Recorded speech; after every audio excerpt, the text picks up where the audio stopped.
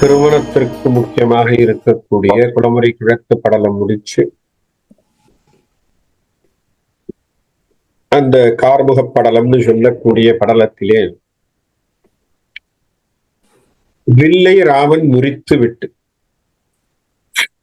அது வரைக்கும் பார்த்திருக்கோம்னு நினைக்கிறேன் இல்லையா? வில்ல ராமன் முறிச்சுட்டார். முறிச்ச பிறகு சுத்தி இருந்த அவையிலே இருந்தவர்கள் எப்படி ராமனை போற்றினார்கள்,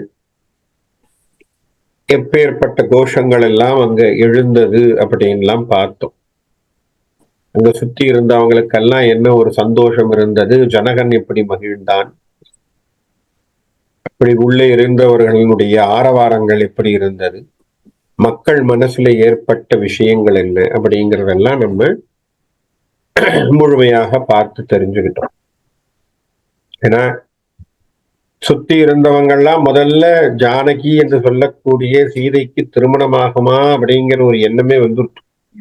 காரணம், எல்லாரும் வந்தவங்க யாரும் அந்த தனுசை எடுத்து உடைத்தவர்கள் அல்ல. அசைக்கவே முடியல, உடைக்கிறது எடுக்கிறதுக்கே முடியாம இருந்தான்.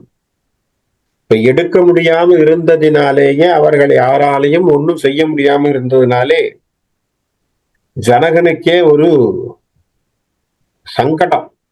என்னடா, தன்னுடைய பெண்ணுக்கு திருமணம் ஆகுமா ஆகாதா அப்படிங்கிற மாதிரியான ஒரு எண்ணம் அவருடைய மனசுலே இருந்து அவருக்கும் அது ரொம்ப நாள அவருடைய மனசுல போட்டு உறுத்திட்டு இருந்தது. அப்படி எல்லா விதமான என்ன செய்கிறது, பல புண்ணியங்களினால் செய்யப்பட்ட செய்கையினாலே ஜனகனுக்கு விஸ்வாமித்திரன் மூலமாக அந்த ராஜாங்கத்துக்குள்ளே யார் வந்தது? ராமனும் லக்ஷ்மணனும் வந்தது. அது ஜனகன் செய்த புண்ணியம் இல்லையா? யார மருமகனா கூப்பிட்டிருக்கார்? ராமனை, நாராயணனை, ஸ்ரீமன் நாராயணன் அங்கே மருமகனா வந்திருக்கார். ஆனா அதை விட கொடுப்பின என்ன? மகாலட்சுமி தாயாராக இருக்கக்கூடியவள் பெண்ணாக அவர் வீட்டிலே இருந்திருக்க. அதெல்லாம் அவருக்கு இருந்த கொடுப்பின. அப்பேற்பட்டவர் வருத்தப்படுறார். என்னதான் இருந்தாலும் ஒரு தகப்பனுக்கு இருக்கக்கூடிய காலகாலத்திலே பெண்ணுக்கு திருமணம் செய்து வைக்கணும் அப்படிங்கிறது ஜனகர் முதல் கொண்டு எல்லோ தகப்பனுக்கும் இருக்கக்கூடிய ஒரு விசாரம் அப்படிங்கிறத கம்பராமாயணம் ரொம்ப தெளிவாக, ராமாயணமே தெளிவா சொல்லுது. என்னன்னா எல்லா தகப்பனுக்கும் அது மனசுல இருக்கக்கூடிய வருத்தம் தானே. பெண்ணுக்கு காலகாலத்துல கல்யாணத்தை பண்ணி வச்சா நம்ம கடமை முடியுதுப்பா அப்படின்னு சொல்ற மாதிரி இருக்கும் அப்படிங்கிற எண்ணம் இருக்கும். அது ஜனகனுக்கும் விதிவிலக்கல்ல. அப்ப ஜனகனும் யோசிக்கிறான். யோசிக்கின்ற பொழுது இங்கே ராமனும் லக்ஷ்மணனும் விஸ்வாமித்திரரோடு ராஜாங்கத்துக்குள்ள வந்த உடனே அவங்கள பார்த்தோன்னு ஒரு நம்பிக்கை மனசுல. உடனே வில்ல கொண்டு வந்து காட்ட சொல்றார். வில்ல எத்தனை பேர் கொண்டு வராங்க அதெல்லாம் அருமையான வர்ணனைகள் சொல்லப்பட்டது. பண்ண உடனே ராமனை விஸ்வாமித்திரர் அப்படி ஓகே அப்படிங்கிறார். குருவினிடத்திலே அவர் அருளாசி வாங்கிக்கிட்டு போய் அந்த வில்லை எடுத்தார் என்று சொல்றதை விட எடுத்தது கண்டனன், இற்றது கேட்டனன் என்று கம்பன் ஒரு வார்த்தையை போட்டான். என்ன பண்ணாங்க? எல்லாரும் அவர் எடுத்ததை பார்த்தாங்க. அதுக்கப்புறம் என்ன நடந்ததுன்னு தெரியல. உடஞ்சது மட்டும்தான் சத்தம் காதுல விழுந்தது. அப்ப எடுத்தது கண்டனன், இற்றது கேட்டான். அதெல்லாம் முடிஞ்சது. முடிஞ்ச பிறகு சுத்தி இருந்தவர்களுக்கெல்லாம் ஒரே குஷி, ஆரவாரம். ஏன்னா எல்லாரும் எதிர்பார்த்த விஷயம் அது. பொதுமக்கள் எல்லாம் ஓடி வந்து பாக்குறாங்க. பார்த்து அவரை ஆரவாரித்து எல்லாரும் வந்து சந்தோஷப்பட்டு மேலிருந்து வானுலகத்தில் இருக்கக்கூடியவர்கள் தேவர்கள் எல்லாரும் அவருக்கு பூமாரி புரிந்து இல்லையா, ஒவ்வொருத்தரும் ஒவ்வொரு விதமாக போல அவரை பாராட்டினார்கள் என்றெல்லாம் வந்து அழகாக கம்பன் பேசுறான். தயரதன் புதல்வன் என்பார், தாமரை கண்ணன் என்பார், புயல் இவன் மேனி என்பார், பூவையே பொருவும் என்பார், மயல் உடைத்து உலகம் என்பார், மானிடன் அல்லன் என்பார், கயல் பொறு கடலுள் வைக்கும் கடவுளே காணும் என்பார். அப்படி எல்லாரும் அப்படி அந்த அளவுக்கு வியந்து வியந்து வியந்து ஒருத்தர் சொல்றான், அப்பா இவர் யார் தெரியுமா, இவர் யார் தெரியுமா, இவர் யார் தெரியுமா, தசரதன் புள்ளப்பா. என்னத்தான் சொன்னா, பாத்தியா பாத்தியா அந்த பையனுடைய கண்ணை பாரு, அவ்வளவு பெருசா அழகா இருக்கு பார், தாமரை கண்ணன். இதுல இருந்து என்ன தெரியுது? பொதுமக்கள் ஒருத்தனுடைய பெயர் புகழை மட்டுமல்ல அவருடைய பிசிக்கல் நேச்சரையும் பார்க்க ஆரம்பிச்சிருக்காங்க. அந்த காலத்திலேயே புரியுது. இல்லையா? ராமனுடைய கண்களின் மீது பல வசீகரங்கரங்கள் இருந்திருக்கு. வசீகரிக்கக்கூடிய கண்ணாக ராமனுடைய கண் பிரதிபலித்தது என்பது தெரியும். அப்ப தாமரை கண்ணன். சிலர் என்ன சொல்றாங்க, புயல் பாய்வம் மேனி என்ன சும்மா வாப்பா அப்படி புயல் மாதிரி இருக்கு. புயல்னா கம்பன் என்ன சொல்றான், புயல்னா நம்ம ஏதோ காத்து மழைன்னு நினைக்கப்படாதான். புயல்னா கருமேகம்னு சொல்றான். சரியா? கருமேகம். ஏன்னா கருமையான நிறம் தானே, கரிய நிறத்தினுடையவன், கரிய நிறச் செம்மல். அப்போ கருமேகமாக இருக்கக்கூடியது. இன்னொருத்தர் சொல்றார், பூவையே பொருவும் என்பார். அப்படின்னா காயாம்பூ என்று சொல்றார். அதை போன்று ஒத்திருக்கக்கூடிய நிறத்தை உடையவன். இன்னொருத்தன் சொல்றான், அப்ப மனுஷனா இருக்க முடியாது. ஏன் சாதாரண மனுஷனா இருந்தா வில்ல தூக்க முடியுமா? இல்லையா? இன்னொருத்தர் சொல்றாரு, அவர் மனுஷனா இருக்க முடியாது, தெய்வீகமா தான் இருக்க முடியும். ஏன்னா எத்தனை பேர்கள் ஒரு நிமிஷம் கூட அசைக்க கூட முடியல. இவர் என்ன பாக்குறதுக்கு சின்ன பையனா இருக்கான், தூக்கி வச்சு டபால் உடச்சு விட்டான். என்னப்பா மனுஷன் இல்ல, அது ஏதோ வேற ஒரு தெய்வீக பிறவி, மானிடன் அல்லன் என்பன். கயல் பொறு கடலுள் வைக்கும் கப்ளே என்பன். கயல் மீன்களை உடைய பார்க்கடலிலே தங்கி இருக்கக்கூடிய திருமாலே என்று சொல்லக்கூடியவர்களும் இருந்தார்கள். கம்பராமாயணத்துலத்தான் பொதுமக்கள் கூட ஜனகதேசத்திலே மிதிலை மாநகரத்திலே இருக்கக்கூடிய மக்கள் கூட இவன் திருமால் என்கின்ற உணர்வை தரக்கூடிய அம்சத்தை கண்டார்கள் அப்படின்னு போய். அதுதான் வித்தியாசம் வால்மீகிக்கும் கம்பனுக்கும் உள்ள வித்தியாசம். வால்மீகியிலே எந்த இடத்திலும் ராமனை மக்கள் திருமாலாக நினைத்தது இல்லை. காரணம், அந்த மாதிரியான விஷயங்கள் அவர் காட்டல. அந்த மாதிரியான சுற்றம் எங்கேயுமே வரல, எக்ஸப்ட் ஒருத்தர் 2 பேரை தவிர. அவங்கதான் இவர் திருமால் அப்படிங்கிற ஒரு எண்ணமும் திருமால் என்கின்ற அவதாரத்தினுடைய குறிப்பும் அவர்களுக்கு தெரிந்தது. விஸ்வாமித்திரருக்கு தெரியும், வசிஷ்டருக்கு தெரியும். ஆனால் கம்பன்ல பாருங்க, பார்க்கின்றவர்கள் கூட இவன் திருமாலோ என்று சொல்லக்கூடிய ஒரு எண்ணம் வரக்கூடிய தொனி ஏற்படும். அத கம்பன் பதிவு செய்யறான் இல்லையா? அப்ப என்ன அர்த்தம்? காலங்கள் வருகின்ற பொழுது நாராயணன் என்று சொல்லக்கூடிய ஒரு கடவுளுக்கு அவருடைய பராக்கிரமம் என்பது, அப்போ மனிதர்கள் அப்படின்னு சொல்லக்கூடியவர்கள் மனதிலே அந்த புராணமானது மிக ஆழமாக பதிந்திருக்க வேண்டும். அப்பனா என்ன அர்த்தம்? மிதிலை மாநகரத்திலே இருக்கக்கூடிய மக்களுக்கு விஷ்ணு புராணம் சரியா தெரிஞ்சிருக்கணும். ஏன்னா திருமாலோட ஒருத்தர் ஈக்குவேட் பண்றார் அப்படின்னு சொன்னா, விஷ்ணுவோட ஈக்குவேட் பண்றார் என்று சொன்னால், அப்போ விஷ்ணு புராணம் என்பது சரிவர முழுமையாக தெரிந்திருக்க வேண்டும். அப்பத்தானே ஒரு பராக்கிரமசாலியை நீங்க சொல்லுவீங்க. இப்போ திடீர்னு ஒருத்தர் ஒரு பணக்காரனை பார்த்த உடனே நம்ம என்ன சொல்றோம்? அவனை பார்த்த உடனே இவன் பெரிய வாரன் பஃபட்டோ அப்படின்னு பேசுறோம். உதாரணத்துக்கு சொல்றேன்னு வச்சு, இவன் பெரிய வாரன் பஃபட்டோ இல்ல இலன் மாஸ்கோ அப்படின்னு நம்ம சொல்றோம்னா, நான் என்ன கேள்வி கேட்கிறேன், அவன் யாருன்னு தெரிஞ்சாதானே சார் நீங்க அந்த கம்பேரிசனை கொடுப்பீங்க? தெரியாம ஒருத்தனை சொல்லுவீங்களா? ஒரு கோடீஸ்வரனை இன்னொருத்தனோட கம்பேர் பண்றீங்க அப்படின்னு சொன்னா, அந்த கோடீஸ்வரனை பற்றி உங்களுக்கு ஒரு கருத்து தெரிஞ்சிருக்கணும், அல்லது அவனை பற்றியான ஒரு குறிப்பு தெரிஞ்சிருக்கணும், அல்லது அவனுடைய சமாச்சாரங்கள் ஏதோ தெரிஞ்சிருந்தா தானே அவனை இவனோட ஈக்குவேட் பண்ண முடியும். நான் சொல்ற பாயிண்ட் புரியுதா? அப்போ ஒருத்தரை நீங்கள் இன்னொருத்தரோடு கம்பேர் பண்றீங்கன்னா, சொல்லக்கூடிய பொருள், சொல்லப்பட்ட மனிதனுடைய பராக்கிரமம், பெருமை என்பது முழுமையாக தெரிந்திருந்தால் தான் நீங்க அவனை கம்பேர் பண்ண முடியும். இங்கே ராமனை திருமாலோடு கம்பேர் செய்கிறார்கள் என்று சொன்னால், திருமாலை பற்றிய தெளிவு மிதிலை மாநகரத்து மக்களிடையே இருந்தது.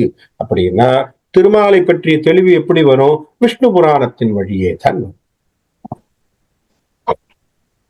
விஷ்ணு புராணம் என்கின்ற புராணத்திலே அவர்களுக்கு முழுமையான ஈடுபாடு இருந்திருக்க வேண்டும், அல்லது அது முழுமையாக தெரிந்திருக்க வேண்டும். அப்படி இருந்தா தானே அவங்க கம்பாரிசன் கொடுப்பாங்க. அப்போ அப்பேற்பட்ட விஷயங்களை எல்லாம் அங்கே மிதிலை மாநகரத்தில் இருக்கக்கூடிய மனிதர்கள் தெரிந்து வைத்திருந்தார்கள். அப்ப அதெல்லாம் சொல்றாங்க. இது மட்டும் இல்ல, பக்கத்தில் இருந்தவங்க எல்லாம் சொல்றாங்க, நம்பிக்கைக்கான நங்கைக்கு 1000 நயனம் வேண்டும். ஒருத்தன் சொல்றான், பாத்தியா ராமனுடைய அழகை பாக்குறதுக்கு என்ன, இது ஒரு கம்பாரிசன் நடக்குது நடுவுலயே. பொதுமக்கள் ஒருத்தன் சொல்றான், பத்தியா ராமர் பார், ராமர் என்ன அழகு பத்தியா, ராமர் அழகா பாக்குறதுக்கு சீதைக்கு 1000 கண்ணு வேணும் ஒருத்தன் சொல்றான். என்ன, சீதை சாதாரண ஒரு கண்ணோட தான் பார்த்திட முடியாது, ராமன் அழகை பார்ப்பதற்கு சீதைக்கு 1000 கண் வேண்டும், 1000 நயனம் வேண்டும். உடனே இவன் சொல்றான், இன்னொருத்தன் நம்மால் விட்டு கொடுப்பானா, நம்ம பொண்ணாச்சே, உடனே சொல்றான், கொம்பினை காணுந்தோறும் குறிசிருக்கும் அன்னதே ஆம். அப்பா எங்க சீதை ஒண்ணும் சாதாரணமான ஆள் இல்லையா, அவளை பார்க்கறதுக்கு ராமன் பக்கத்துல 1000 கண்ணு வேணும். அப்ப என்ன அர்த்தம், ரெண்டு பேரும் இது காம்படிஷனா போயிட்டு இருக்கு. இவன் வந்து ராமனுடைய பெருமையை ஒரு கும்பல் சொல்லுது, இந்த சைடு சீதையினுடைய பெருமையை ஒரு கும்பல் சொல்லுது. ஏன்னா அவங்க மனசுக்குள்ள இப்ப ஒரு கல்யாண மூடு வந்துருச்சு, பொதுமக்கள்ல ஒரு அங்கீகாரம் வந்து விட்டது. என்ன, ரெண்டு பேரும் பேரன் மனசுல தீர்மானம் பண்ணியாச்சு, ராமன் சீதை திருமணம்ங்கிறத அவங்க மனசுல தீர்மானம் ஆகி அந்த கல்யாண ஜோடியெல்லாம் விமர்சிப்பது அப்படிங்கிற ஒரு எண்ணத்துக்கு வந்தாச்சு. ஆக அதை பத்தி எல்லாம் பேசுறாங்க. இது சொல்லிட்டு இருக்கும்போது இன்னொருத்தன் சொல்றான், ஒரு கும்பல்ல இன்னொருத்தன், இவங்க ரெண்டு பேரும் முடியா, பக்கத்துல மூணாவது ஒருத்தன் உட்காந்துருக்கான் பாரு, தம்பி யாரு, இளைய பெருமாள் யாரு, நம்ம லக்ஷ்மணன், அவனை பார்க்கவே அழகா இருக்குப்பா, தம்பியே என்ன அழகா இருக்கார் பத்தியா. அப்ப ராமர் மட்டும் இல்ல, ராமரை திருமணம் செய்து கொள்ளக்கூடிய சீதை மட்டுமல்ல, அங்கே தம்பியாக இருக்கக்கூடிய அந்த லக்ஷ்மணன் கூட அழகாக இருக்கிறான். இப்படியெல்லாம் வந்து பண்ணிட்டு இருக்கும்போது இன்னொருத்தர் சொல்றான், இதெல்லாம் சொல்லிட்டு இருக்கோம், பக்கத்துல ஒருத்தன் சொல்றான், அப்பா அதெல்லாம் சரிப்பா, ராமரை சரி லக்ஷ்மணரை சொல்லி சீத்தையை பத்தி பேசுற சரி, இது நடக்கிறதுக்கு உதவுனது யாரு, விஸ்வாமித்திரர் இல்லையா. இந்நகரில் முனிவனை இறஞ்சும் எம்பர், இந்நகரில் தந்த முனிவரை.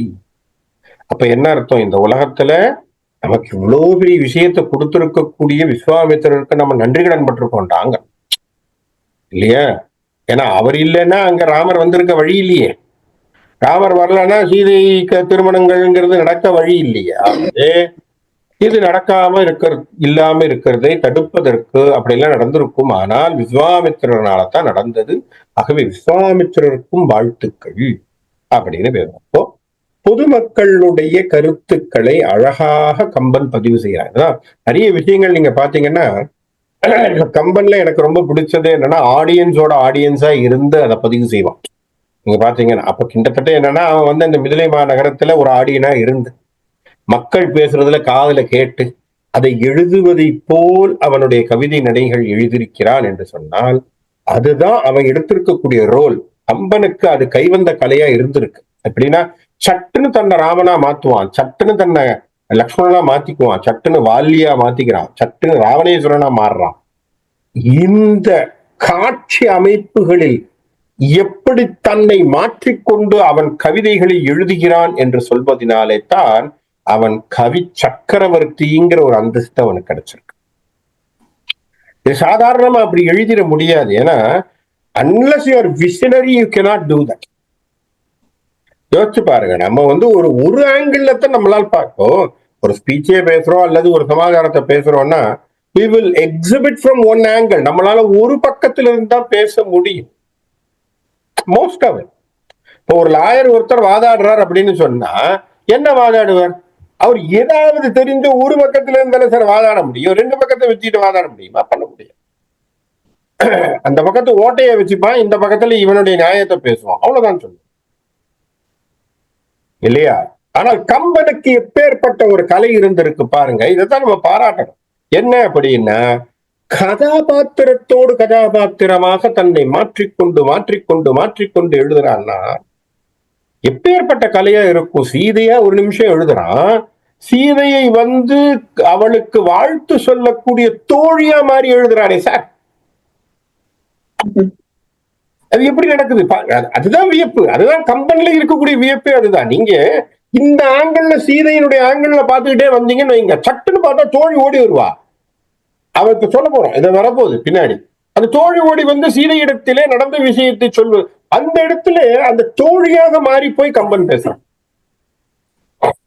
அப்ப எப்படி அவனுடைய ஒரு ஒரு சுபாவத்தை மாற்றிக்கொண்டு அவனால் எழுத முடியுது அப்படின்னா அதுதான் வியப்பா இருக்கு. அதுதான் கம்பனுடைய மேன்மைக்கு காரணம். இப்ப இந்த விஷயங்கள் எல்லாம் இந்த அரண்மனையில நடந்துகிட்டு இருக்கு. இப்ப கதாநாயகிக்கு வருவோம். நம்மள அப்படியே கம்பன் சீதை இடத்திலே மாத்துற. சீதை என்ன பண்ணிட்டு இருக்கா? எனக்கு தெரியணும் இல்லையா? கதாநாயகன் வில்ல உடைச்சிட்டார். அங்க எல்லாரும் போற்றுதலுக்குரியதாக அங்க பேசியாச்சு. கதாநாயகி என்ன பண்றா? உடனே சீனை கட் பண்ணி இந்த பக்கம் தூக்குறோம். கம்பன் காட்டுறான். இப்போ அங்கே சீதை இருக்கா. சீதை என்னவா இருக்கா? நேத்து தெருவுல நடந்த ஒருத்தரை பார்த்து காதல் கொண்டு இருக்கிறாள் இல்லையா? முதல் நாள் என்ன ஆச்சு? ஒருத்தர் அப்படி நடந்து வந்தார். இந்த அம்மா மேல உபரிகள் இருந்து பார்த்தாங்க. மேலிருந்து கீழே அவள் பார்த்தாள். கீழிருந்து ராமன் மேலே பார்த்தான். கண்ணோடு கண்ணினை நோக்கி, அண்ணலும் நோக்கினாள் அவளும் நோக்கினாள்ங்கிற வார்த்தையெல்லாம் பார்த்தோம். அப்ப ரெண்டு பேரும் பார்த்துக்கிட்டோம். பார்த்த விஷயங்கள்ல ரெண்டு பேருக்கும் ஒரு காதல் நோயானது உருவானது. அதை பற்றியான விவரங்கள் எல்லாம் சீதை மனதிலே ராமனை பற்றியான ஒரு எண்ணங்களை அவள் மனசுல ஏற்பட்டதை முதல்ல ஒரு பாடல்கள் எல்லாம் சொல்லிட்டார். அப்போ சீதை ராமனை பார்த்து ராமன் மீது மையல் கொண்டு காதல் கொண்ட விஷயங்களை பேசுனது போலே ராமன் மனதிலும் சீதையினுடைய உருவகம் ஏற்பட்டது. அவளை பற்றியான எண்ணங்கள் வந்தது இல்லையா? அதுக்கு ராமன் சொன்ன சவால் என்ன? ராமன் அருமையான ஒரு வார்த்தையை சொன்னார் இல்லையா? என்ன சொன்னார்? நான் தப்பு நினைக்க மாட்டேன் சொன்னாரா? நான் தப்பா நினைக்க மாட்டேன். என் மனதில் அந்த பெண் வருகிறாள் என்று சொன்னால் அது தவறாக இருக்காது. அவள் கண்டிப்பாக கன்னிப்பெண்ணாகத்தான் இருக்க வேண்டும். ஆகவே நான் அவளை திருமணம் செய்து கொள்ளத்தான் எனக்கு காதல் ஏற்பட்டதுன்னு நினைச்சிட்டேன். அப்போ ராமனுடைய மனசுல சீதையினுடைய தெளிவு இருக்கு. சீதையினுடைய மனசுல ராமன் முழுமையாக இருக்கிறான். இந்த நினைப்போடு சீதையினுடைய ஒரு சமாச்சாரத்துக்கு வருவோம். சீதை இப்ப என்ன பண்றா? இற்று இவன் இன்னது ஆக மதியோடும் எள்ளி நீங்கி பெற்று உயிர் பின்னும் காணும் ஆசையால் சிறிது பெற்று சிற்றிடை பெரிய கொங்கை செயறிய கரிய வாழ் கண் பொன் தொடி மடந்தைக்கு அப்பால் உற்றது புகழுற்றோம். ஜனகனுடைய அரசவையிலே நடந்த இந்த நிகழ்ச்சி இப்படி நடந்து கொண்டிருக்க இரவு நேரத்திலே சந்திரனோடு மதியோடு எள்ளி நீங்கி அங்க போய் என்ன பண்றா? இரவு கழிந்து அந்த குமாரனை ராமனை மறுபடியும் மறுபடியும் மறுபடியும் நினைத்து அவனை காண வேண்டும் என்கின்ற ஆசையினாலே ஆர்வத்தினாலே அவள் எப்பொழுதும் அவனுடைய சிந்தனையிலே இருந்து கொண்டு அதற்காக உயிரை அப்படி புடிச்சுக்கிட்டு இருக்கிற மாதிரி இருக்காளாம். யாரு? திரும்பவும் ராமனை பார்க்க வேண்டும் என்கின்ற எண்ணத்திலே அவள் உட்கார்ந்து கொண்டிருக்கிறாள். இப்ப இப்படி ஒரு சமாச்சாரம் இருக்கு அவளுக்கு. அந்த இடத்துல என்ன நடக்குது? ஊசல் ஆடு உயிரினோடும் உருகு பூம் பள்ளி நீங்கி பாசிலை மகளிர் சூழ போய் ஒரு பழிக்கு மாட காஸ் இல் தாமரையின் பொய்கை சந்திரகாந்தம் இன்ற சீதநீர் தெளித்த மென்பூஞ்செங்கையை அரிதின் சேர்ந்தாள். சீதைக்கு முன்னாடி இருந்த மலர்படுகை அவ என்ன பண்றா? அதை விட்டுட்டு தாமர தடாகை ஒண்ணு இருக்கு. அங்க வந்து தாமரை நிறைந்த குளம் இருக்கும். அந்த குளத்திலே போய் இறங்கி அந்த சந்திரகாந்த கல்லினுடைய ஒரு ஒரு ஒளிச்சம் படுகின்ற அந்த குளத்திலே போய் அதுல சிரமப்பட்டு சேர்ந்து இருக்கா. அதெல்லாம் போய் நிக்கிறா. எங்க போனாலும் அவளுக்கு ராமனுடைய ஒரு நினைப்போடு அவள் இருக்கிறாள். ஏன்னா மனசுல அவளுக்கு ராமன் முழுமையாக இருக்கிறான். ராமனை சேர வேண்டும் என்கின்ற எண்ணம் அவள் மனதிலே இருக்கு. அப்படியான ஒரு இடத்திலே அவள் இருந்து கொண்டு இருக்கிறாள். இதை பற்றியான சில வர்ணனைகள் கம்பன் எழுதுறான். பெண் இவன் உற்றது என்னும் பெருமையால் அருமையான வண்ணமும் இலைகளாலே காட்டால் வாட்டம் தீர்ந்தேன் தன்னரு கமலங்காள் என் தளிர் நிறம் உண்ட கண்ணின் உள்நிறம் காட்டினீர் என் உயிர் தர உலோவி நீரே. அங்க என்ன ஆகுது அப்படின்னா, ராமனுடைய நிறத்தை கண்களும் தாமரை காட்டி நின்றதை. ராமனுடைய நிறத்தை என்ன பண்ணிச்சான், அங்கே கண்களையும் அவரை கண்களை பற்றி ஞாபகத்தை தரக்கூடிய தாமரை மலரும், அவருடைய நிறத்தை தரக்கூடியதான அங்கே இருந்த சூழ்நிலைகளும் அவைகளெல்லாம் இவளுக்கு குறிப்பாக காட்டியதை அவள் என்ன பண்றா, இதெல்லாம் கொண்டு வந்து திரும்ப திரும்ப ராமனை நீங்க நினைவுபடுத்துறீங்க அப்படின்னு நினைச்சு நொந்துக்கிட்டான். அங்கே இருந்து இயற்கை சூழல்கள் எல்லாம் அவளுக்கு என்ன பண்ணுது, திரும்ப திரும்ப ராமனை பற்றியான நினைவுகளை கொண்டு வந்து கொடுத்து கொண்டே இருக்கிறது. அதனால அவன் என்ன செய்யறாளாம், சுத்தி இருந்த இயற்கையை கூட பழித்து பேசுகிறாள். என்ன போப்பா திரும்ப திரும்ப அவனையே ஞாபகப்படுத்திட்டு இருக்கேன் அப்படிங்கிற மாதிரி. இப்ப இந்த இடத்துல நம்ம வந்து என்ன அப்படின்னா, நான் திரும்ப திரும்ப சொல்றது ஒண்ணுதான், காமத்தின் மிகுதியாக இந்த கவிதையை பார்க்க கூடாது. புரியுதா? எல்லா இடத்திலும் ராமனை நீக்கமர பார்த்தாள் என்று சொன்னாள். சீதையின் மனதிலே ராமனின் மீது இருந்த பக்தி, அதுதான் முழுமை. அந்த பக்தியினுடைய பரவசத்திலே அவளுக்கு பரமன் எல்லா இடத்திலும் இருப்பதை அவள் உணர்கிறாள், இல்லையா? அதனாலதான் நம்ம கிருஷ்ணரை பார்த்த மாத்திரத்திலே பாரதி சொல்லக்கூடிய விஷயத்தை நம்ம மேலிருந்து பார்த்தோம்னா ஏதோ கிருஷ்ணரை வந்து ஒரு ஜென்ரலா ஏதோ பாடிட்டு இருக்கார் அப்படிங்கிற மாதிரிதான் சொல்லும். ஆனா உண்மையாகவே காக்கை சிறகினிலே நந்தலாலான் இந்தன் கரிய நிறம் தோன்றுதடா நந்தலாலான் பாடம் போடும். அது என்ன காதல்ல பாடுறாரா, பக்தியில பாடுறாரா, பரவசத்துல பாடுறாரா என்று சொன்னால், பரமனை அவர் எல்லா நிலையிலும் உணர்ந்ததினாலே பாடும். பார்க்கிற பொருள் எல்லாம் பரமனாக பார்க்கிறார், இல்லையா? இலைய பாக்குறாரு, நெருப்ப பாக்குறாரு, நெருப்புக்குள்ள கையை விட்டு பாக்குறாரு, எல்லாம் பார்த்தா பைத்தியக்காரத்தனமா இருக்கும். பாரதியார் அப்படிதானே சொல்லுவோம். பாரதிக்கு பேரே பைத்தியக்கார கவிஞன் தான் பேரு. ஆமா, அவன் பேரே அதுதான். என்ன காரணம்னா, அவன் இப்படி எல்லாம் பண்ணிருக்கானு. தீக்குள் விரலை விட்டால் நந்தலாலா நின்னை தீண்டும் இன்பம் தோன்றதானே. அவையா தீக்குள்ள கை விடுவான்? தீக்குள் விரலை விட்டால் நந்தலாலா நின்னை தீண்டும் இன்பம் தோன்றுதடா நந்தலாலான்னு ஒருத்தன் சொல்றான்னா, அவனை யூஸ்வலா நம்ம என்ன சொல்லுவாயே, பைத்தியம் தான்றோம். ஆனா பாரதிக்கு அது பக்தி. பாரதியினுடைய பக்தி நமக்கு புரியல சார். நம்ம புரியாத போது நாம் சாதாரணமாக மனித நிலையில் இருந்து பாரதியை எடை போட்டு பார்க்கிறோம். பிரச்சனையே அதுதானே. மகான்களை நம்மளால புரிஞ்சுக்க முடியல. காரணம் என்ன? நான் நம்ம நிலையில இருந்து பார்த்துட்டு இருக்கோம். நான் என்ன எதிர்பார்க்கிறேனோ அது போலத்தான் அவரையும் எதிர்பார்க்கணும்னு நினைக்கிறோம். எனக்கு 7 மணி ஆச்சுன்னா தட்டுல இட்லியும் தோசையும் வரணும், அது போலயே நான் வாழ்க்கையை வாழ்ந்திருக்கிறேங்கிற மாதிரியே நான் மகான நினைச்சேன்னா, என் மனசுல எனக்கு வேண்டிய ஒரு சட்ட பேண்ட் தான் நான் போட்டு சுத்துவேன்ங்கிற மாதிரியா மகான நம்ம ஈக்குவேட் பண்ணிக்கிட்டோம்னா, ஈக்குவேட் பண்றதுதான் தப்பு. ஏன்னா சித்த புருஷர்களும் மகான்களும் நம்முடைய நினைவுக்கும் நம்முடைய ஒரு சிந்தனைக்கும் அப்பாற்பட்டு இருப்பவர்கள். அவர்கள் செய்கைகள் நம்மளால புரியாது.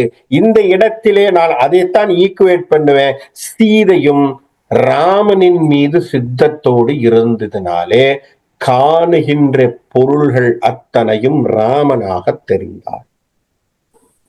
அவளுக்கு எல்லாமே ராமனா இருக்கு. அந்த தாமரையை பார்த்தா அவருடைய கண்ணு தெரியுது, தண்டை பார்த்தா அவர் கால் தெரியுது. புரியுதா? இயற்கையிலே கருமையாக இருக்கக்கூடிய நிறத்தை பார்த்தா அவளுடைய நிறம் தெரியுது, அவளுக்கு உருவம் தெரியுது.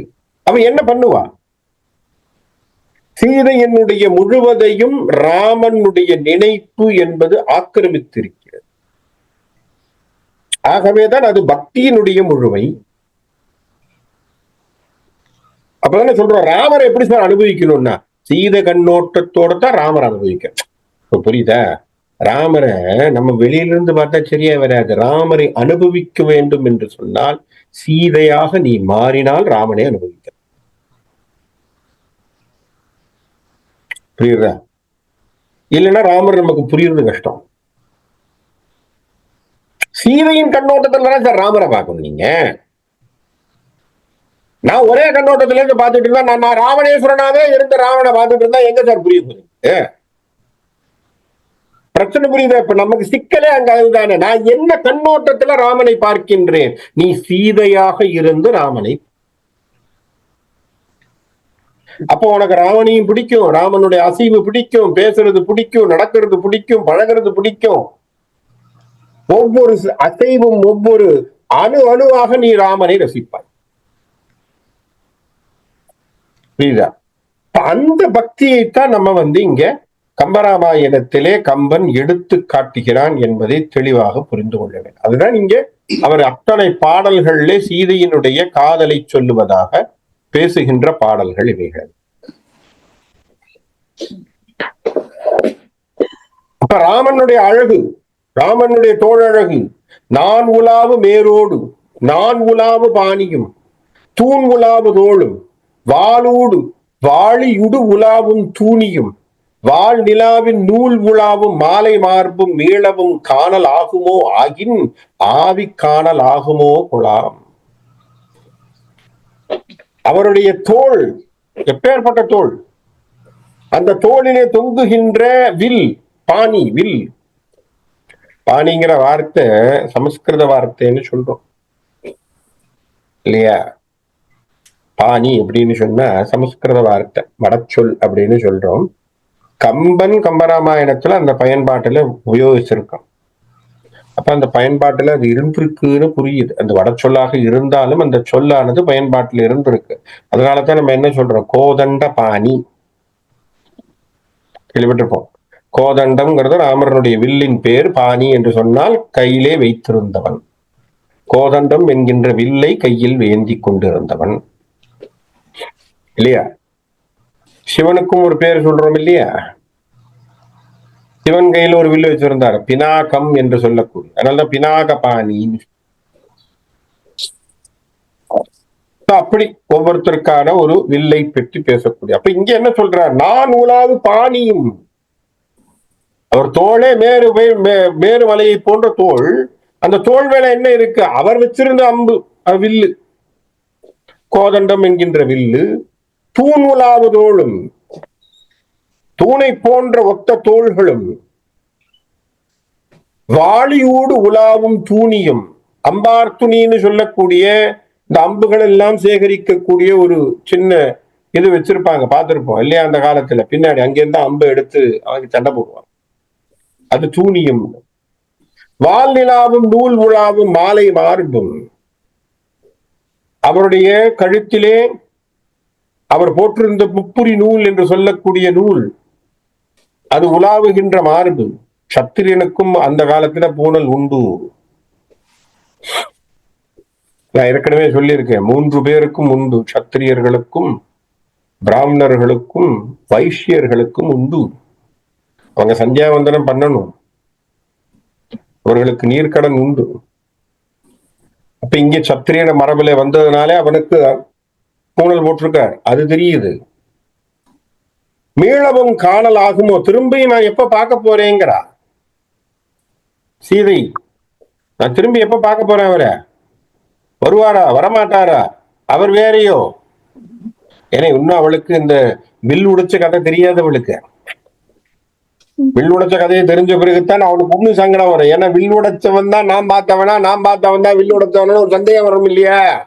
அது ஒரு பிரச்சனை இருக்கே, யோசிச்சு பாருங்க. ஏன்னா இது நடுவுல இந்த ஒரு சங்கடத்துக்கு நடுவுல அந்த ஒரு சங்கடம் வந்துச்சுன்னா, நான் ஒருத்தனை பார்த்தேன், அவர் மேல் காதல் கொண்டேன், இங்க வில்லுடைச்சதுன்னு ஒருத்தனை சொல்றேன். அப்ப வில்லுடைச்சவன் தான் நான் பார்த்தவனா, நான் பார்த்தவன் தான் வில்லுடைச்சானே என்னன்னு தெரியலையே. அந்த சங்கடம் வேற வருது இல்லையா? அது இப்ப நடக்க போகுது, இன்னும் கொஞ்ச நேரத்துல வரப்போகுது. இது நடுவுல பார்த்தவனை பார்த்து நினைத்து நினைத்து நினைத்து அவள் புலம்பிக் கொண்டிருக்கிறாள். அப்படி அவள் புலம்பிக் கொண்டிருக்கக்கூடிய விஷயத்தை தான் கம்பன் இங்க அழகாக பேசுகிறார். எப்பேற்பட்டவனாக இருந்தான் பார். விண்தளம் கலந்து இலங்கு திங்களோடு, மீதி சூழ் வண்டு அலம்பு அலங்குள் தங்கு பங்கியோடும், வார் சிலை கொண்டல் ஒன்று 2 கண்ணின் மொண்டு கொண்டு என் ஆவியை உண்டது உண்டு என்று நெஞ்சில் உண்ணும் உண்டு அது என்றும் உண்டு ஆரோ. அருமையான வார்த்தை, என்ன அழகா விழுது பாருங்க கம்பனுக்குன்னு. எப்பேற்பட்டவன் தெரியுமா? அவனுடைய தோல் அழகு. அவன் வந்து நிக்கக்கூடியது அழகு, அவனுடைய முகம். அப்படி வந்து நிக்கும் போது என்ன ஆச்சா, என்னுடைய ஆவி, என் உயிரை நீராக உறிஞ்சி விட்டான்கிறான். அப்படி காதல். என் உயிரையே அவன் என்ன பண்ணிட்டான், பருகி கொண்டான். அவனுக்குன்னு ஆயிப்போச்சு. அப்படி நான் விழுந்து கிடக்கின்றேன் என்று சொல்லி அவள் மிகவும் மனதிலே அவன் ராமனை பற்றியான எண்ணத்தோடு வாழ்ந்து கொண்டிருக்கிறார். 5 அரங்கு தீயின் ஆவி பற்ற நீடு கொற்றவில் வெஞ்சுரங்கள் நெஞ்சரங்க வெய்காம நேயவே. என்னவா எப்படி என்ன நட வந்து விழுந்துவா. பஞ்சரங்கு தீயின் ஆவி பற்றி நீடு கொற்றவில், அப்படி படிக்கணும். அப்பதான் அந்த நட சூப்பரா இருக்கும். வெஞ்சுரங்கள் நெஞ்சரங்க வேய காம நேயவே சஞ்சலம் கலந்த போது தையலாரை உய்ய வைத்து அஞ்சல் அஞ்சல் எங்கிலாத ஆண்மை என்ன ஆண்மையோ. அவன் அந்த நட பாருங்க, அப்பேற்பட்ட நடையாக கம்பனுக்கு வந்து விழுது. எப்படி, எனக்கு இவ்வளவு கஷ்டம் இருக்கு, என்னை காப்பாற்றுறதுக்கு வராத ஒரு ஆண்மகன் இல்லையா? அஞ்சல் அஞ்சல்னு ஓடி வர வேண்டாமா என்ன? அதை காப்பாற்ற முடியாத ஆண்மைன்னு நான் எப்படி சொல்லுவேன்? என்னை காப்பாற்றுவதற்கு வர வேண்டாமா அவன்? இல்லையா? கொடுமையான மன்மதன் என்னை கொன்று கொண்டிருக்கிறான், அம்பினால் என்னை கொல்லுகின்றான். அந்த பஞ்சை அழிக்கக்கூடிய நெருப்பை போல அவனுடைய காமத்தீயானது என்னை பற்றி என்னை கொன்று கொண்டு இருக்கிறது. அந்த இடத்துல என்ன பண்ணணுமா? அஞ்சல் அஞ்சல் என்கிலாத ஆண்மை என்ன ஆண்மையோ. கஷ்டத்துல ஒரு பொண்ணு இருக்கானா வந்து காப்பாற்றதவன் என்ன ஆண்மகன் என்கின்ற வார்த்தையை சீதை இங்கே சொல்லுகின்றாள். வருதும் பெண்களை, வருத்தத்தை பெறக்கூடிய பெண்ணை காப்பாற்ற வேண்டும் அப்படிங்கிறத அப்படி அவளுடைய புலம்பலாக சொல்றார். அப்படி அவள் சொல்லுகின்ற பொழுது என்னெல்லாம் பார்க்கலாம் பாருங்க. எங்கு நின்று எழுந்தது இந்த இந்து வந்து என் நெஞ்சு உலா அங்கு இயன்று அனங்கன் எய்த அம்பு வந்து சிந்தை நோய் பொங்குகின்ற பொங்கை மேல் விடம் பொடிந்தது எனினும் கங்குள் வந்த திங்கள் அன்று அகம் கலங்கம் இல்லையே. என்னுடைய நெஞ்சையெல்லாம் வந்து அவருடைய எண்ணங்கள் வந்து தாக்குகின்றன. அனங்கன் என்று சொல்லக்கூடிய மன்மதனுடைய அம்பு வந்து என்னை தாக்கி என்னை கொஞ்சம் கொஞ்சமாக கொல்லுகின்ற நஞ்சாக வந்து என்னை எடுத்துக் கொள்கிறது. அப்படி வந்து விழம்பொழுது என்னை வந்து காப்பாற்றக்கூடியவனாக ராமன் வர வேண்டும். இதெல்லாம் அவன் ராமனை பற்றியான விஷயங்களாக வைத்து வைத்து வைத்து ராமனுடைய எண்ணத்திலே அவள் புலம்பிக் கொண்டிருக்கக்கூடிய வார்த்தைகள். இதெல்லாம் அப்படி கம்பன் அப்படியே சொல்லிக் கொண்டு வருகிறார். இப்ப இன்னொரு அழகான ஒரு ஒப்புமையை சொல்றார். சரியா? அழகான ஒரு ஒப்புமை என்ன சொல்ற, ஒருத்தன் வந்து கையில அமுத கலசம்னு ஒண்ணு இருக்குன்னு வச்சுப்போம். அமுத கலசம்ங்கிறது என்ன? ஒருவன் சாகாவரத்தை தரக்கூடிய ஒன்று, அதுதான் அமுதம்னு பேர் இல்லையா? சாகாவரத்தை தரக்கூடிய ஒரு மருந்து, அதுக்கு பேர் அமுதம்னு பேர். இந்த அமுத கலசத்தை கையில வச்சிருக்கிறவன் நழுவி விட்டுட்டான்னா இல்லையா? அந்த பொற்களத்தை அதை நழுவி விட்டா ராமனை அப்படி கை நழுவி விட்டா எப்படி ஒரு மனசுல எப்படி ஒரு வருத்தம் ஏற்படுமோ. என்னன்னா ஒருத்தன் கொண்டு வந்து உங்களுக்கு அமுதம்னு கொடுத்த பிறகு அந்த அமுத பாத்திரத்தை நீங்க விட்டுட்டீங்கன்னு வச்சுப்போங்க. அப்ப என்ன ஆகும்? அவங்களுக்கு தெரியாது என்ன எங்க இருக்கு, என்ன சமாச்சாரம்னு தெரியாது. அதனால அதுபோல ராமனை கண்ட மாத்திரத்தில் ராமனை பற்றி கொள்ளாமல் அவனை விட்டு விட்டேனேன்னு புலம்புறான்.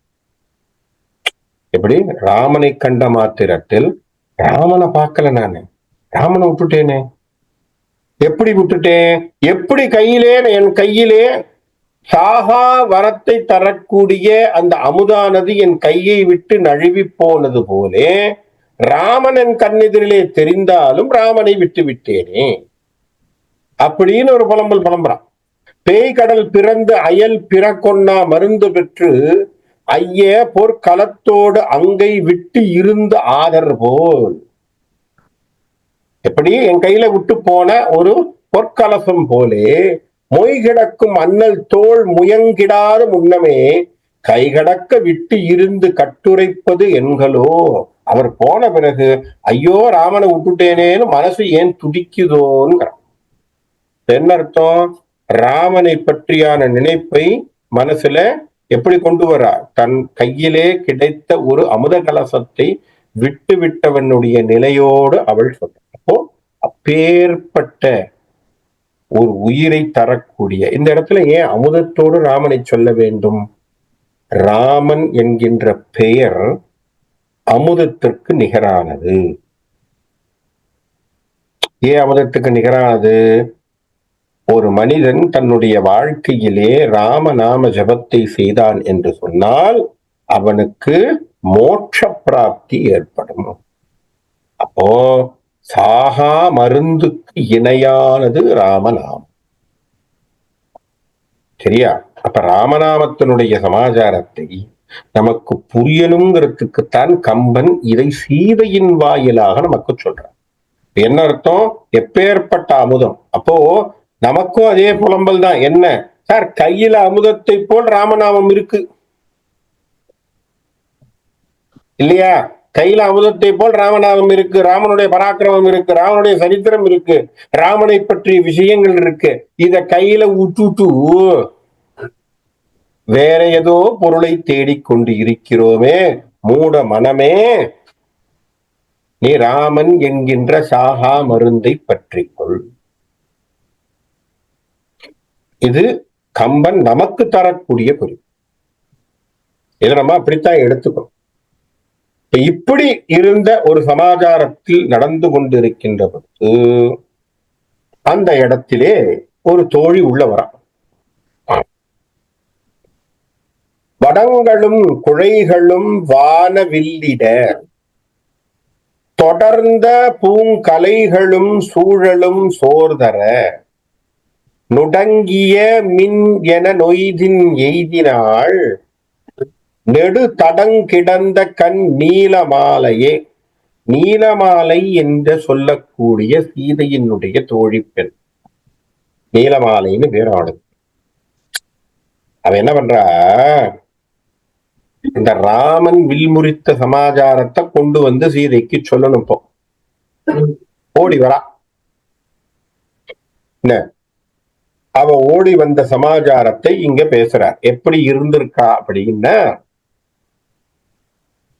பெரிய தடாகத்திலே, பெரிய தடாகம் என்று சொன்னால் பெரிய குளத்திலே குவளை என்று சொல்லக்கூடிய மலரினை ஒத்த கண்களை உடையவள், கழுத்திலே நிறைய ஆரங்கள் அப்படின்னா மாலைகள் எல்லாம் போட்டிருக்கா, காதணி குழலிகள் அப்படின்னா காதுல காதணிக்கக்கூடிய காதில இருக்கக்கூடிய தோடு அதெல்லாம் போட்டிருக்கா, வானவில்லை போல் பல நிறங்கள் வீசவும் அந்த உடைகள் மலர்கள் அணிந்த கூந்தலோடு ஓடி வந்து அவ என்ன பண்றா? விரைவாக ஓடி வருகிறாள். அவள் பேர் என்ன? அவள் பேர் நீலமாலை என்று பேர். வந்தவன் என்ன பண்றா அப்படிங்கிறத கம்பன் இங்க சுட்டாக சொல்றான். அழகான வார்த்தை, அழகான பாட்டு. வந்தவளுக்கு ஒரு சந்தோஷம் பாருங்க. சந்தோஷமான செய்தியை சொல்றதும் எப்படிங்கிறதுக்கு கம்பன் அந்த நீலமாலையாக தான் மாறி இருக்கிறான்ங்கிறதுக்கு இங்க இந்த இடம் தான் நமக்கு இந்த பாட்டுல நமக்கு ஒரு குறிப்பு. வந்தவன் என்ன செய்யறா? வந்து அடி வணங்கிலல். ஓ, சீதை வந்து எஜமானி, சீதை உட்காந்துருக்கா. இவ தோழி பெண் அப்படின்னு சொன்னா என்ன பண்ணணும்? ஓடி வந்தவ சீதையை வணங்கணுமா இல்லையா? அதான யூஸ்வலி ப்ரொசீஜர். உள்ளுக்குள்ள வரீங்க, ராஜா உட்காந்துருக்கான், இல்ல ராணி உட்காந்துருக்கா, இல்ல யுவராணி உட்காந்துருக்கா, ரைட்? அப்ப ஓடி வந்து என்ன செய்யணும்? ராணிக்கு வணக்கம், இல்லைன்னா வணக்கம்மா, நமஸ்காரம் ஏதாவது சொல்லணுமா இல்லையா? வந்தவள் சீதையின் அடியை வணங்கவில்லை. வழங்கும் ஓதையாள், அந்தமில் உவகையாள், ஆடிப்பாடினாள். வந்தவ உடனே சந்தோஷமா குதிக்கிறான். எப்படி இருக்கும் பாருங்க. சீதை உட்கார்ந்து இருக்கா ராமனுடைய நினைப்புல. வந்தவன் என்ன பண்ற? ஆரவாரம் செய்யறாளாம். வழங்கும் ஓதையாள், ஓதையாள்னா ஆரவாரம் செய்வது. எல்லையில்லா மகிழ்ச்சி உவகை, பேசும்போதே சிரிக்கிறா. புன்முறுவல் செய்வது மட்டுமல்ல, மகிழ்ச்சினா அப்படி ஒரு உண்மையான மகிழ்ச்சி அவள் மனசுல. சொல்லக்கூடிய வார்த்தைகள் கூட வரவில்லை, அப்படி சந்தோஷத்துல குதிக்கிறா. ஆடி பாடினாள், சந்தோஷத்துல குதிக்கிறா, ஆடுறா, பாடுறா. பிந்தையுள் மகிழ்ச்சியும் புகுந்த சேதியும் சுந்தரி சொல் என தொழுது சொல்வாள். இப்ப இவ்வளவு சமாச்சாரம் பண்ண உடனே சீதை கேட்கிறா, எப்பா என்ன இவ்வளவு மகிழ்ச்சி உனக்கு? வந்த செய்தியை சொல், என்னத்துக்காக வந்திருக்க அதை சொல்லு அப்படின்னு இவ சீதை அவளை கூப்பிட்டு நின்னு கேட்கிறான். அப்ப அவள் சொல்றான் வார்த்தையை பாருங்க. என்ன வார்த்தைகள் எல்லாம் கம்பனுக்கு வந்து விழுதுங்கிறது இதுதான் கம்பனுடைய கவியினுடைய ஒரு தன்மையை தெரியும். கயரத துரகமாக கடலன் கல்வியன், கயரத துரகமாக கடலன் கல்வியன், தயரதன் என்னும் பெயர் தனி செல் நேமியன், புயல் பொழி தடக்கையன் புதல்வன் பூங்கனை, மயல் விளை மதனர்க்கு வடிவு மேன்மையான். கயரதம், கயரதம்னா யானையும் தேரும். கயம்னா யானை, அது தேர். துரகம் குதிரை. யானை, தேர், குதிரை. கடலன், கடல் போல கொண்டவன். ஆனா அந்த காலத்துல தசரதன் இடத்திலே இருந்த படைபலம் தெரியவர் இல்லையா சார்? 1 2 இல்ல சார், கடல் மாதிரி வச்சிருந்தான். என்ன வச்சிருந்தான்? தேர்ப்படை, யானைப்படை, குதிரைப்படை. படம் யோசிச்சு பாருங்க. அவனுக்கு எவ்வளவு, அப்ப கடல் மாதிரி இருந்தனா அந்த அளவுக்கு மாபெரும் சேனையை வைத்திருக்க வேண்டும் அவன். கடலாக கொண்டவன், கல்வியான், பெரும் கல்வியிலே மேம்பட்டவன். தயரதனுக்கு நல்ல அறிவு. தயரதன் என்னும் பெயர் தனி செல் நேமியான். அவன் பேர் என்ன? அவன் பேரு தயரதன். அவன் பெரும் மன்னன், சக்கரவர்த்தி. புயல் பொழி தடக்கையான், சரியா? மேகம் மழை பொழிவது போல் செல்வம் பொழிகின்ற நீண்ட கையை உடையவன். இதெல்லாம் சொல்லி ஒரு வார்த்தை சொன்னான், புதல்வன். அப்படின்னா என்ன அர்த்தம்? தயரதனுடைய மகன். பூங்கனை மயல் விளை மதனர்க்கு வடிவு மேன்மையான். அவன் உருவம் எப்படி இருக்கான்? அவனை பார்த்தா மன்மதனுக்கே ஆசை வந்து. எப்படி இருக்கும்? மன்மதனுக்கே ஆசை வரக்கூடிய அளவுக்கு அவனுடைய வடிவழகு அப்படின்னு அந்த நீலமாலை சொல்கிறார். இந்த இடத்துல முதல் வார்த்தை தசரதனுடைய மாண்பை பேசினார். தசரதனுடைய மாண்பை சொல்லி அவர் எப்பேற்பட்டவர், அவருக்கு எப்பேற்பட்ட படைகள் இருந்தது, அவருடைய புதல்வன். இப்போ ராமனை பற்றி பேசப் போகிறாள்.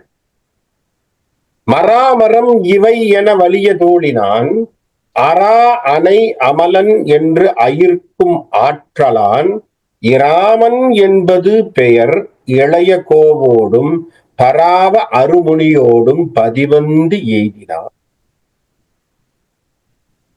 எப்பேற்பட்ட தோள்களை உடையவன்? மராமரம் என்கின்ற தோல், மரத்தினை ஒற்ற இருக்கக்கூடிய வன்மையான தோளை உடையவன். அரா அணை அமலன் என்று ஆயிர்க்கும் ஆற்றலான் ஆதிசேஷன் படுக்கையிலே படுத்திருக்கக்கூடிய திருமால்தான் அவதரித்தானோ என்று ஐயுறக்கூடிய ஆற்றலை படைத்தவன். மீண்டும் மீண்டும் பாருங்க, கம்பன் சாதாரணமான மக்களும் கூட திருமால் அவன் என்கின்ற எண்ணத்தை தரக்கூடிய வார்த்தைகளை சொல்லிக் கொண்டு இருந்தார்கள்னு கம்பர் திரும்ப திரும்ப சொல்றதுனால என்ன தெரியுது? எந்த கம்பாரிசனும் அவங்களுக்கு திருமாலோட போயிருக்கு. இது நமக்கு ரொம்ப கிளியரா தெரியுது. அப்ப சாதாரண ஒரு பணிப்பெண், ஒரு வேலை பெண் சொல்றா சார், ஒரு சாதாரணமாக பணியிலே வேலையை செய்யக்கூடிய ஒரு தோழி பேசுறா, என்னன்னு சொல்றா? ஆதிசேஷன் மேல படுத்திருக்கிற திருமாலோன்னு நினைச்சிட்டு இருக்கோம். அவளுக்கு அந்த கதை வரைக்கும் தெரியுதுன்னா, இப்ப விஷ்ணு புராணம் அந்த அளவுக்கு பிரபல்யமே இருந்திருக்கணும், திருமாலை பற்றியான பெருமைகள் தெரிந்திருக்க வேண்டும். அப்ப அந்த எல்லாம் தெரிஞ்சிருக்கு இல்லையா? அப்போ அப்பேற்பட்டவன் ராமன் என்கின்ற பெயரோடு கொண்டவன். அவன் யாரோட வந்திருக்கான்? தம்பியோடு வந்திருக்கான், இளைய கோவோடும். அவன் இளைய கோவோடு என்று சொன்னால் அவனுடைய தம்பியோடும், பராவ அருமுனியோடும், புகழ் தரக்கூடிய விஸ்வாமித்திர முனியோடும் இந்த நகருக்கு வந்திருக்கிறான். அவன் தான் என்ன பண்ணியிருக்கான்? இப்போ இந்த வில்லை வளைத்தவன். பூன் இயல் மொய்ப்பினான் புனிதன் எய்தவில் காணிய வந்தனன் என்ன காவலன் ஆணையின் அடைந்த வில் அதனை ஆண் தகை நான் இனிது ஏற்றினான் நடுங்கிற்று உம்பரே.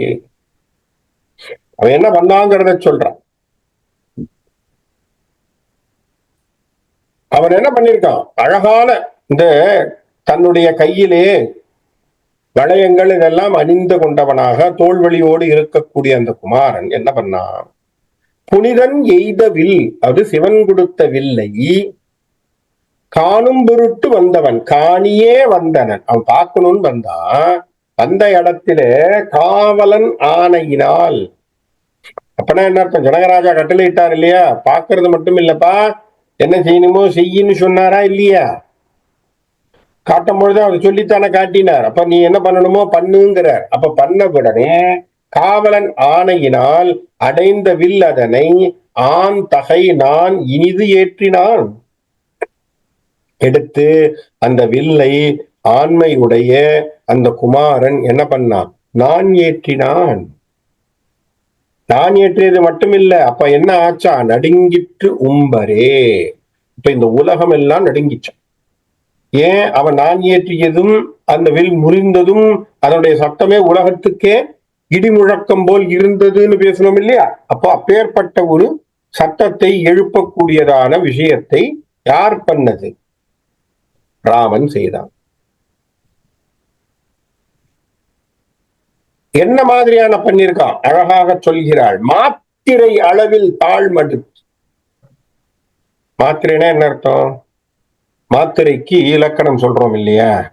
தமிழ் இலக்கணத்துல மாத்திரை என்றால் என்ன? இது ஒரு அளவு,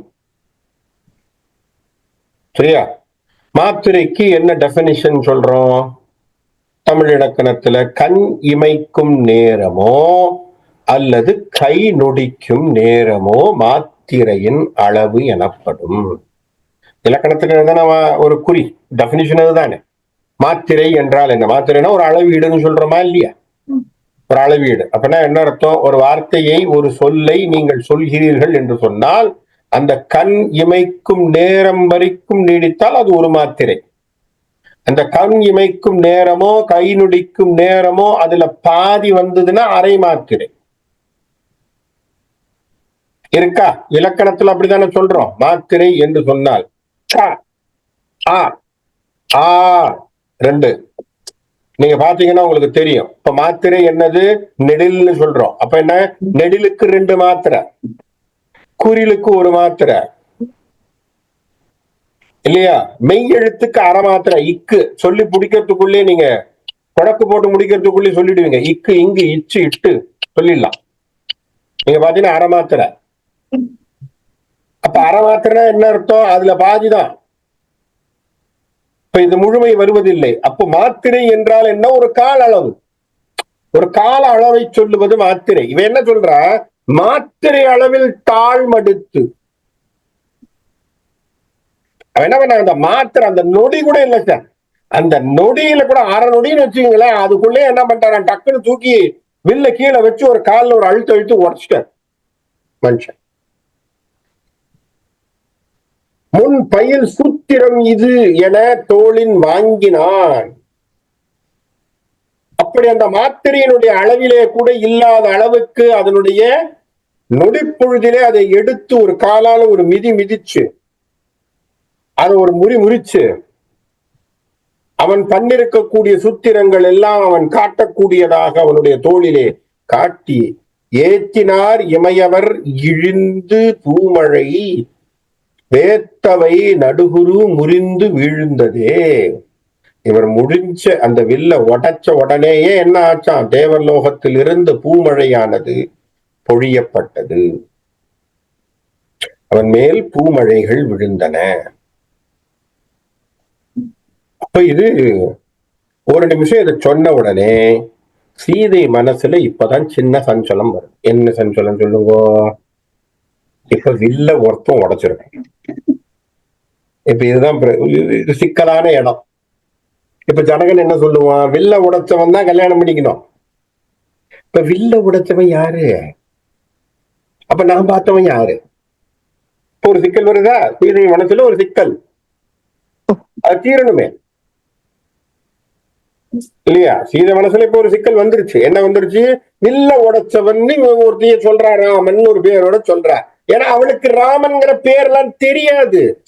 ஏன்னா அவன் முகத்தை தானே சார் பார்த்தா, அவன் முகத்தை தான் பார்த்தான். ராமனை தூரத்துல இருந்து பார்த்தா, ராமனும் கண்ணோடு கண்ணை பார்த்தான்.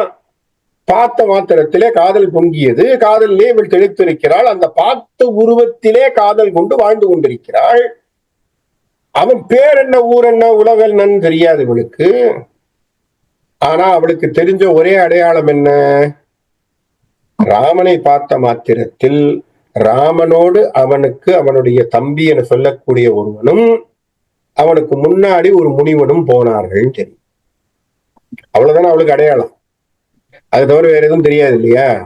இப்ப இந்த சிக்கலை தீக்கிறா யாரு? நீலமாலை. எப்படி சொல்றா பாருங்க. கோமுனியுடன் வரு கொண்டல். இதுதான் பிரச்சனை. இதுதான் இது சீதை மனசுல இது ஓடுது. ஆனா அவளுக்கு ஒரு கிளாரிட்டி வரணும். சீதை ஒரு நிமிஷம் துடிக்கிறா. அப்ப நீலமாலை விஷயத்த சொல்லணும். என்ன சொல்றா? இப்ப நான் சொன்ன பத்தியா இந்த ராமனை பத்தி? ஏன்னா அவளும் அன்னைக்கு உபரிகளை நின்னவன். அதை அப்படி யோசிக்கணும். அவ சீதை ராமனை பார்த்ததை அவள் பார்த்திருக்கிறாள்.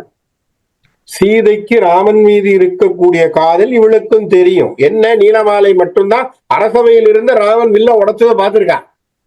அவன் பார்த்த உடனே டாலி பண்ணிட்டான். ஓஹோ, இவர் தான்ப்பா நம்ம நேற்று பார்த்தவர் தான். அதை ஓடி வந்து சீதைக்கு முதல்ல விஷயத்தை சொல்லிவிட்டான். சொன்ன உடனே இந்த அம்மாவுக்கு ஒரே படபடப்பு. ஐயோ, நேற்று பார்த்தவர் தானா இது, இதுதானா அதுங்கிற ஒரு குழப்பத்துக்கு அவ தீர்வு சொல்றா. என்ன சொல்றா? கோமுனியுடன் வருகொண்டல். நான் சொன்னேன் இல்லையா, ராமன் பார்த்தான், காலை வச்சான், உடைச்சான். யார் தெரியுமா அவரு? தவ முனிவனோடு வந்தவன். அப்ப சீதைக்கு உடனே மனசுல ஒரு ஆறுதல். அப்பா, நாம பார்த்த ஏதோ ஒன்றை இவள் குறிப்பாக சொல்லிவிட்டாள். அப்போ நம்ம பார்த்த ஆளும் இவ சொல்றதும் ஒண்ணுதான். தாமரை கண்ணினான். அடுத்த குறிப்பு சொல்றா. இவதான் தாமரையை பார்த்து பழித்து கொண்டிருக்கிறாள். என்னன்னு சொல்றா? தாமரையை பார்க்கும் பொழுதெல்லாம் ராமனுடைய கண்ணு ஞாபகம் வருது. ஆகவே தாமரையே நீ போ அப்படின்னு இவ கொஞ்ச நேரத்துக்கு முன்னாடி பழிச்சுக்கிட்டு இருக்கா. அதே வார்த்தை நீலமாலை சொல்கிறாள். தாமரை கண்ணினான். அடுத்த ஜஸ்டிபிகேஷன் வந்துருட்டு என்ற தன்மையால் சொல்லிட்டு அப்படியே அவளை பார்க்கறா சீதையை. சீதைக்கு ஒரு நிமிஷம் திகைச்சு போறா. இவ சொன்ன பாயிண்ட் நம்ம மனசுல நினைச்சவனும் அங்க வெளில உடைச்சவன அவனே தானோ அப்படின்னு சொல்லி ஒரு நிமிஷம் அப்படி என்ன சொல்றது, இந்த இடத்துலதான் என்டார்ஸ்மெண்ட்னு ஒரு வார்த்தையை சொல்லுவோம் ஆங்கிலத்திலே. என்டார்ஸ்மெண்ட்னா என்ன அர்த்தம்? ஆமான்னு ஆமோதிக்கணும் இல்லையா? என்டார்ஸ்மெண்ட் அப்படின்னா ஆமா அப்படின்னு சொல்லணும். நீலமாலைய பாக்குறா, என்னன்னு சீதைக்கு புரியல. நல்ல இதெல்லாம் நம்ம மனசுக்குள்ள இந்த படங்களை ஓட்டி நீங்க பாருங்க, மனசுக்குள்ள ஓட்டி பாருங்க. சீதையின் நிலையில சீதைக்கு இப்ப என்டார்ஸ்மெண்ட் வேணும். நீலமாலை சொல்லிட்டா, 2 பேரை சொல்லிட்டா. என்ன சொன்னா? 2 குறிப்பு சொன்னா. என்ன? ஒரு முனிவனோடு வந்தவன், இது ஒரு குறிப்பு. நம்ம நம்ம பார்த்த ஆளோட மேட்ச் ஆகுது. தாமரை கண்ணினன் அடுத்தது மேட்ச் ஆகுது. அவன் தானா இவன்? இன்னும் அது அவன் சொல்லணும் இல்லையா? கன்ஃபர்மேஷன் வரணுமே. That should be a confirmation. கரெக்டா? ராட்டிபிகேஷன், கன்ஃபர்மேஷன், என்டார்ஸ்மெண்ட் வேணும் இல்லையா? அவ அப்படியே சீதை அவனை பாக்குறா. சீதை அவ ஒரு நிமிஷம் அவ என்ன பண்றா? நீலமாலை அவளை பார்த்துட்டு வார்த்தை சொன்னாளா, ஆம் அவனே கொல். போட்டா ஒரு வார்த்தை. என்ன? அவனேதான். எப்ப சீதைக்கு உயிர் வந்தார், அப்பா என்று ஐயம் நீங்கினாள். என்ன இந்த வார்த்தை வேணும்? என்னன்னா இவள் துடிப்பு. நல்ல யோசி, இதுதான் கம்பன் காட்டுகின்ற அற்புதம். இவனுடைய துடிப்பு, சீதையில் இருக்கக்கூடிய காதல் துடிப்பு. அப்ப எதிரில வந்தவன் சொல்றான், ஏதோ ஒரு வார்த்தையை சொல்றான். எவனோ ஒருத்தன் வில்ல உடைச்சிட்டான்னா இவளுக்கு யாருன்னே தெரியாது. ராமன் தெரியாது, தசரதம் புள்ளன் தெரியாது, அவனுக்கு எவ்வளோ படை இருக்குன்னு இவளுக்கு என்ன கதையா தெரியும்? இவன் பார்த்ததெல்லாம் ராமனை தான். அவளுக்கு அப்பங்காரன் தசரதன், தசரதன் நல்லா கல்வி படிச்சிருக்கானா யாருக்கு தெரியும்? அவளுக்கு அதெல்லாம் தெரியாது. அவளுக்கு ராமனை தெரியும், அவ்வளவுதான். ராமனை பற்றி தான் நினைத்து கொண்டிருக்கிறாள். இவ சொல்லக்கூடிய பதில் அவளுக்கு உயிரை தர வேண்டும். ஆகவே அவள் என்ன சொன்னாள்? ஆம் அவனே கொல் என்று ஐயம் நீக்கினாள். வாம மேகலையினுள் வளர்ந்தது அல்குடலே. அப்படி சொன்ன உடனே அப்படியே அவளுக்கு சந்தோஷம். கொஞ்சம் கொஞ்சமாக சந்தேகம் நீங்கி சீதைக்கு மனதிற்குள்ளே ஒரு சந்தோஷம் ஏற்பட்டது. அப்படிங்கிற விஷயத்தை கம்பன் பேசுகின்றான். இப்படி வில்லுடைச்ச ராமனை பற்றியும் சீதைக்கு தெரிந்து, வில்லை உடைத்த ராமன்தான் தான் முன்னாள் கண்டவன் என்கின்ற ஒரு தகைமையும் சொல்லி அவளுக்கு ஒரு நம்பிக்கையும் ஊட்டிய பிறகு சீதையினுடைய ஒரு பரவசத்துக்கும் சீதையினுடைய ஒரு சந்தோஷத்துக்கும் நமக்கு சொல்ல வேண்டாம். இனி அடுத்தது நம்ம பார்க்க போறது சீதைக்கும் ராமனுக்கும் ஏற்படக்கூடிய திருமணங்கள். அதுக்கு யார் யாரெல்லாம் வரப்போறாங்க, என்னென்ன விதமான விஷயங்கள் எல்லாம் நடந்திருக்கு, அப்படியெல்லாம் அதெல்லாம் சொல்லி அவைகளை கொண்டு வரக்கூடிய ஒரு படலமாக இந்த படலம் மீண்டும் திருமணத்திலே கொண்டு போய் முடிந்து அது பரசுராமனுடைய கர்வபங்கம்னு சொல்லக்கூடிய இடத்துல கொண்டு போய் முடிக்கும் பாலகாண்டம். அப்படி இந்த பாலகாண்டம்ங்கிறது ஒரு அருமையான ஒரு தொகுப்பை இயற்கை காட்சிகளை, காதல் காட்சிகளை நமக்கு நயத்தோடு கம்பன் எழுதிய விஷயங்கள் இந்த பாலகாண்டத்துல இருக்கு. பாலகாண்டம் ஒரு அருமையான ஒரு அடித்தளம் அதுக்கு. ஏன்னா ராமன் சீதையினுடைய இணைவு இல்லேன்னு சொன்னா கதை நகராது. அந்த கதை நகரணும், காப்பியம் போகணும் அப்படின்னு சொன்னா ராமன் சீதையினுடைய இணைவு வேண்டும். ராமன் சீதை இணைவை அழகாக இந்த காட்சியிலே நேர்த்தியாக படம்பிடித்து காட்டியதற்கு கம்பன் ஒரு தடவை இல்லை பல பிறவி எடுத்தாலும் கம்பனை படித்து கொண்டே இருக்க வேண்டும்னு சொல்லி இன்னைக்கு இந்த இடத்துல நிறுத்துற. மற்ற விஷயங்களை வரக்கூடிய வகுப்பிலே இன்னும் பல விஷயங்களை பார்ப்போம் அப்படின்னு சொல்லி நிறுத்திக்கிறேன். நன்றி, வணக்கம்.